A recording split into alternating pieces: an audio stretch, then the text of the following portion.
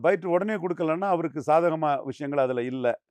அ தன்னோட நிலைப்பாட்ட விடாம, சிந்திச்சு ஒரு 24 மணி நேரம் கழிச்சு, ஒரு 48 மணி நேரம் கழிச்சு பதில் குடுப்பாரு.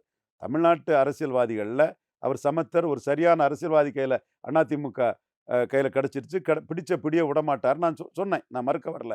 இப்போ அவர நான் புல் டவுன் பண்ணதுக்கு நான் நிக்கிறேன். அதுவும் வெளிப்படையா ஐயரும் நாடாரும் என்ன செய்ய முடியும்னு தம்பி முதன் பழனிசாமி சொன்னதுக்கு பதிலடியா, உங்கள தர்மம், நியாயம், நீதிப்படி போகக்கூடியவன். சத்தியன் குருமூர்த்தி உங்கள தூக்கி போட நினைக்கும்போது, நேஷனல் மைண்டட் கம்யூனிட்டி அத அ அவர அ தூக்கி போட்டா, பொளமுளன்னு சசிகலா கால்ல போய் விழுந்து, சசிகலா லீடர் ஆயிருவாங்க.